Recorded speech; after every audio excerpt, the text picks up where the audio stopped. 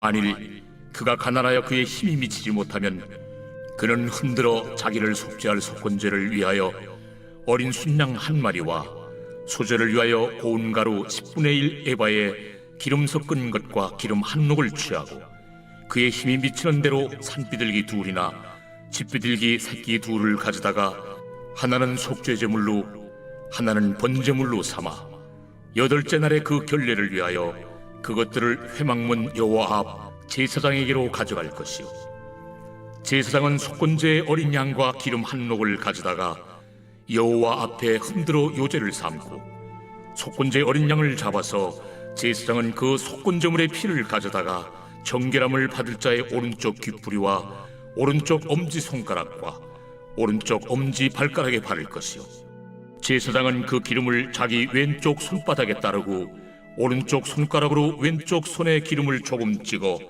여호와 앞에 7번 뿌릴 것이요 그 손의 기름은 제사장이 정결함을 받을 자의 오른쪽 귓부리와 오른쪽 엄지손가락과 오른쪽 엄지발가락 곧 속건제물의 피를 바른 곳에 바를 것이며 또 그 손에 남은 기름은 제사장이 그 정결함을 받는 자의 머리에 발라 여호와 앞에서 그를 위하여 속죄할 것이며 그는 힘이 미치는 대로 산비둘기 한 마리나 집비둘기 새끼 한 마리를 드리되 곧 그의 힘이 미치는 대로 한 마리는 속죄죄로 한 마리는 소제와 함께 번제로 드릴 것이요 제사장은 정결함을 받을 자를 위하여 여호와 앞에 속죄할지니 나병 환자로서 그 정결 예식에 그의 힘이 미치지 못한 자의 규례가 그러하니라. 샬롬, 여러분 반갑습니다. 오늘도 큐티러여는 기막힌 하루입니다. 이 시간 우리에게 허락하신 본문은 레위기 14장 21절부터 32절까지의 말씀과 가난한 나병 환자의 정결 예식이라는 제목을 주셨습니다. 14장에서는 나병 환자에 대한 정결 규례와 또 정결 예식, 또 집에서 발생한 나병에 대하여 말씀하고 계십니다. 어제는 나병 환자에 대한 정결 규례 말씀이고요. 오늘 본문은 나병 환자 중에서도 특별히 가난한 나병 환자에 대한 정결 예식을 소개하고 있습니다. 가난하기 때문에 어린 양 3마리를 가지고 올 수 없는 나병 환자가 있다는 것을 누구보다도 더 잘 아신 하나님께서는 가난한 나병 환자까지도 공동체 일원으로서 다시 회복시키시는 하나님의 음성을 듣기를 원합니다. 첫 번째로 가난한 나병 환자들이 드리는 제물에 있어서는 힘이 미치는 대로 준비하도록 하셨습니다. 나병이 발병하여 공동체로부터 단절되고 분리된 시간을 지나 회복된 시점이 되어 다시 성막 안으로 들어와 공동체 일원으로서 회복된 일상을 살기 위해 필요한 제물을 가지고 속죄제와 번제를 드림으로써 정결하게 되었습니다. 특별히 속건 제물을 드리기 위해서는 아무리 가난해도 어린 양 한 마리는 무조건 있어야 했습니다. 하지만 가난하여 속죄제와 번제를 드릴 수 있는 2마리의 양이 없는 자들에게는 특별한 항목을 만들어 가난한 나병 환자들도 정해놓은 규례를 통해 속죄제물과 번제물을 드릴 수 있도록 하셨습니다. 그것은 어린 양 대신에 편하고 쉽게 준비할 수 있는 산비둘기나 집비둘기 새끼를 허락하신 것입니다.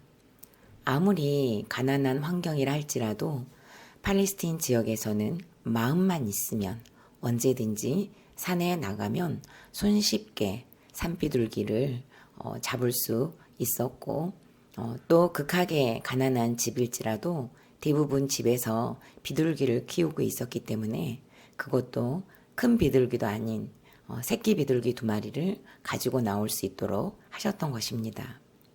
마음만 있다면 얼마든지 제물을 드릴 수 있는 규례를 만들어 놓으신 가난한 자들을 향한 하나님의 특별한 배려를 만나는 본문이기도 합니다. 나병에서 완치를 받은 자가 마음만 있다면 얼마든지 할 수 있는 규례를 만들어 두시고 가난함으로 인해 공동체로부터의 지속되는 분리를 막으셨습니다. 누구든지 얼마든지 언제든지 다시 공동체와 함께 할 수 있는 길을 열어 놓으셨습니다. 이것은 다시 말하면 가난이 믿음을 지키고 공동체와 더불어 지내는 것에 방해가 되고 걸림돌이 되지 않는다는 것을 교훈하고 있습니다. 더 나아가 우리가 가난하다는 이유로 하나님의 일을 하고 교회를 섬기고 헌신하는 것에 있어서 핑계를 대지 못하도록 하는 말씀이기도 합니다. 하나님께서는 어린 양 2마리가 없는 가난한 자에게는 마음만 있으면 할 수 있는 산비둘기나 집비둘기 새끼 2마리면 족하셨습니다. 가난하다는 이유로 산비둘기나 집비둘기 새끼 2마리를 드릴 수 없다는 것은 무엇을 말할까요?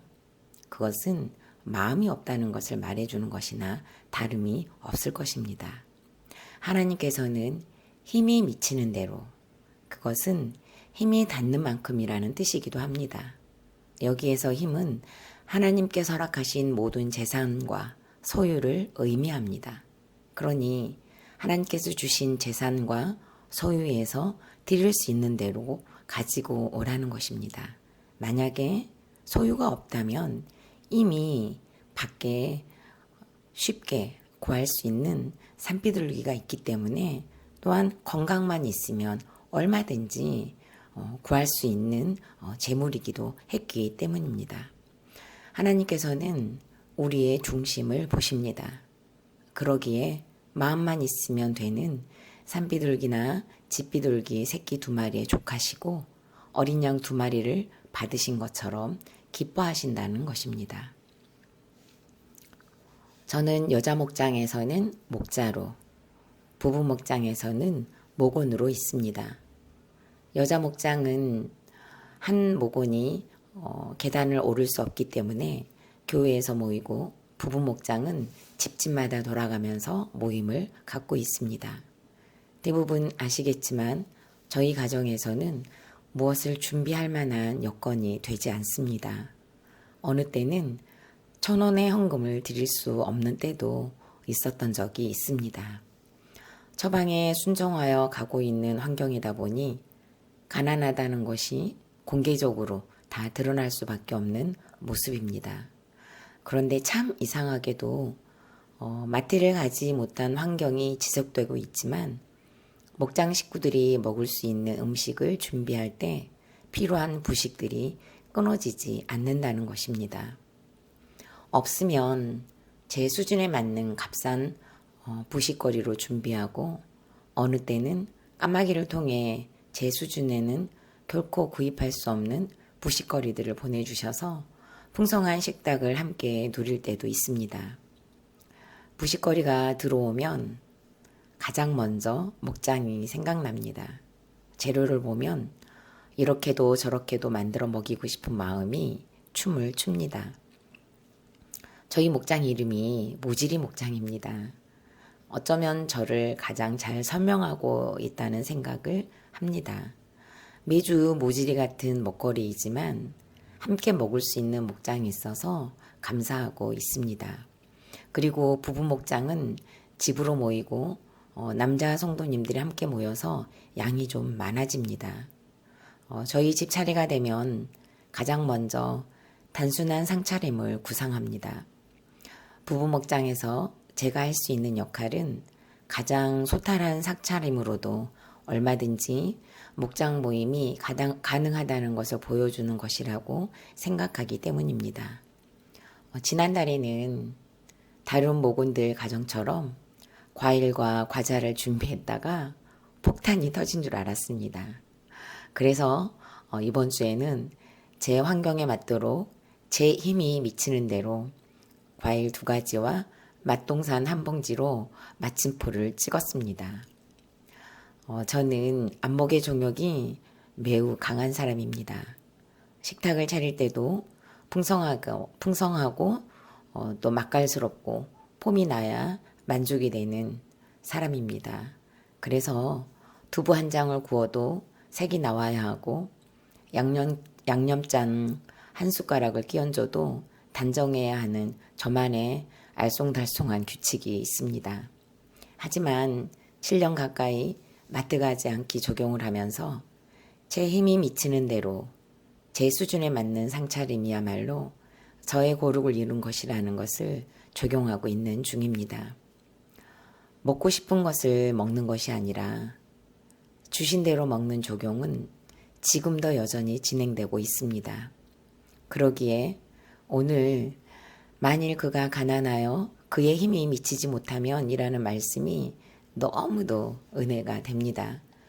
가난하여 힘이 미치지 못하지만 힘이 미치는 대로 산비둘기나 집비둘기 새끼 2마리 같은 식탁을 공개하도록 하시고 흔들어 속죄할 속건제가 되듯이 왕같은 제사장들이 되는 목원들이 먹을 수 있도록 해주셨다고 깨닫게 되니 더욱 큰 감사가 되는 새벽입니다. 질문합니다. 가난하다는 열등감과 비교의식에 빠져 목장에 묶여가는 것을 힘들어하고 있지는 않습니까? 가난해도 나의 시간과 나의 건강을 내가 가지고 있는 사소한 것들도 기쁘게 받으시는 하나님을 믿습니까? 지금 내가 드려야 할 산비둘기와 새끼 비둘기와 같은 것은 무엇입니까? 두 번째로 속건제물에 피를 바르도록 하셨습니다. 나병 환자가 다시 공동체로 들어와 일상을 살기 위해서는 정결규례를 통해 제사장이 깨끗하다는 것을 선포해야 했습니다. 그리고 깨끗하다는 선언을 받으려면 자기 몸과 의복을 깨끗이 하고 모든 털을 밀고 7일 동안 집 밖에서 머물러야 했고 8일째가 되는 날에 준비한 어린 양 3마리와 소재물과 기름 한 록을 가지고 회막문 앞에 가지고 나와 여호와 앞에 놓아야 했습니다. 하지만 가난한 나병 환자는 어린 양 3마리가 아닌 1마리와 소재를 위하여 고운 가루 10분의 1 에바에 기름 섞은 것과 기름 한 록을 가지고 오면 제사장은 속건제를 드리기 위해 여호와 앞에 흔들어 요제를 삼았습니다. 제8일은 부활을 의미하는데요. 나병에서 나은 자가 8일째가 되면 이 정결규례를 통해 정결해지면 추방되었던 공동체로 다시 접붙임을 하는 화해와 공동체 생활의 부활이 이루어집니다. 그러기에 앞서 화해와 부활을 위해 제사장은 나병에서 나음을 입은 자의 오른쪽 깃뿌리와 엄지손가락, 엄지발가락에 그 피를 발랐습니다.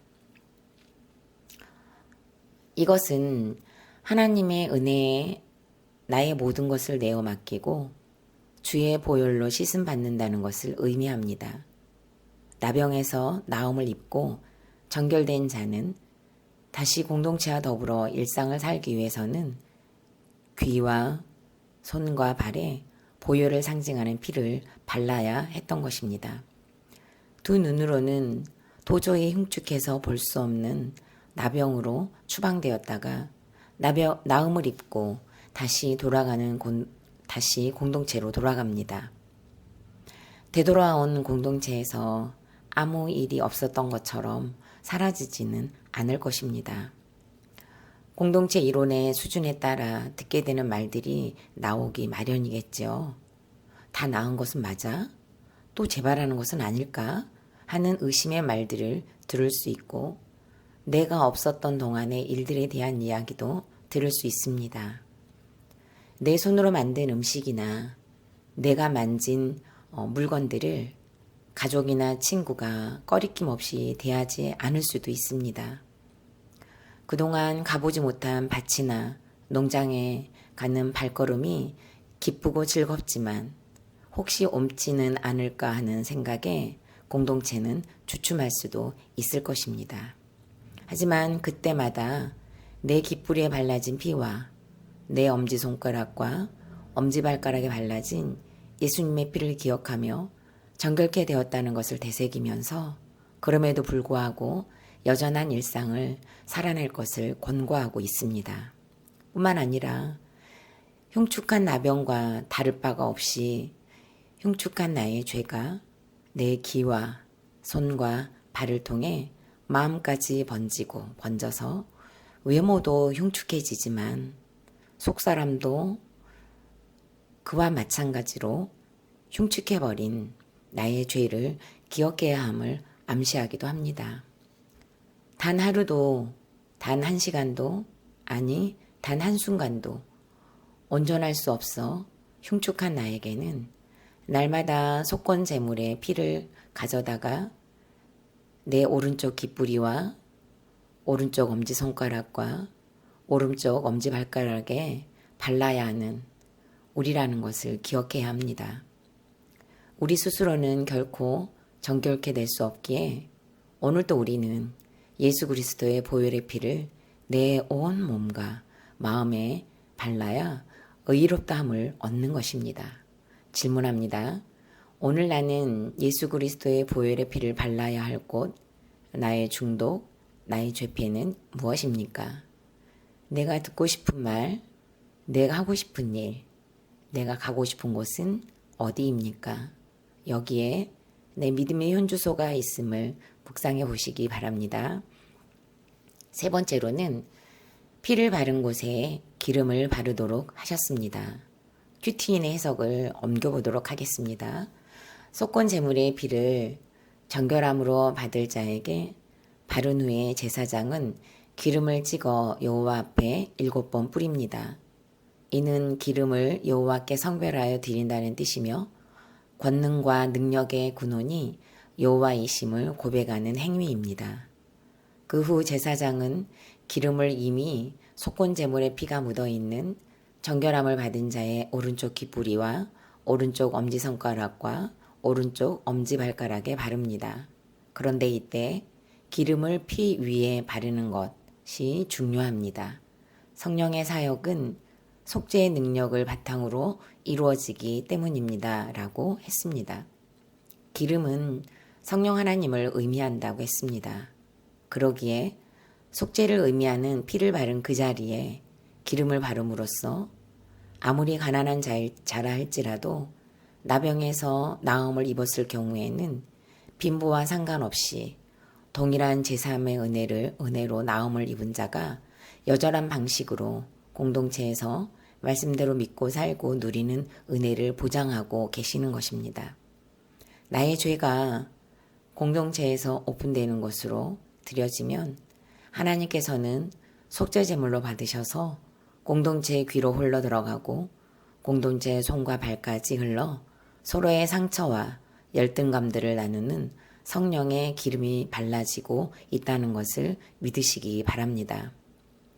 매주 저희 교회에서는 우리들 교회의 간증으로 성령의 사역이 속죄의 능력을 바탕으로 이루어지는 것을 보고 있습니다. 또한 우리들 교회에서 수요일마다 정말 목회자 뺨치는 권사님, 장로님들의 성령의 사역이 속죄의 능력을 바탕으로 이루어지는 어마어마한 간증들이 말씀에 녹여내고 있는 현장을 보고 가고 있습니다. 언젠가 설교 시간에 이제는 우리 교회에서도 이런 일들이 일어나길 바라는 마음을 전한 적이 있습니다. 저는 여전히 우리 목자님들께서 수요일에 설교하는 날을 소망하고 있습니다. 어떤 분이 가장 먼저 단에 올라설지는 모르지만 성령의 사역이 속죄의 능력을 바탕으로 이루어진 삶을 노래하며 반짝반짝 닦는 그날이 속히 오기를 간절히 바라봅니다. 질문합니다. 나도 우리들 교회의 목자들처럼 설교해야 한다는 거룩한 부담감이 있습니까? 내 약재료와 간증을 반짝반짝 닦을 수 있는 그날이 속히 오기를 거룩한 꿈을 꾸어보시지 않겠습니까? 마지막으로 5월 23일 보석상자입니다. 고난을 당하면 자기 수준을 알게 됩니다. 아멘. 다 같이 기도드리겠습니다. 가난한 나병 환자도 정결 예식을 통해 공동체로 돌아갈 수 있는 길을 열어주신 하나님 감사드립니다. 하나님께서는 마음을 다하는 것을 어린 양처럼 받으시는데 우리는 우리의 생각으로 가난하다는 이유와 은사가 없다는 이유로 스스로 고립되거나 공동체의 성 밖에서 머물려고 하는 악함이 있습니다. 산비둘기와 집비둘기 새끼를 즐거이 받으시는 하나님께 나아가 가난하기에 받는 은혜와 더불어 가난을 누리는 힘을 주옵소서. 가난한 심령이 되어 구원과 거룩을 사모하는 자로 양육하여 주옵소서. 성령의 사역은 속죄의 능력을 바탕으로 이루어짐을 보고 오늘도 목장에서, 가정에서, 직장에서 나의 수치와 약재료를 반짝반짝 닦는 자가 되어 성령의 사역에 동참하는 나병 환자들이 나음을 입은 화해와 부활을 누릴 힘을 이 시간 우리 모두에게 충만하게 부어 주시옵소서. 예수님 이름으로 기도드립니다. 아멘.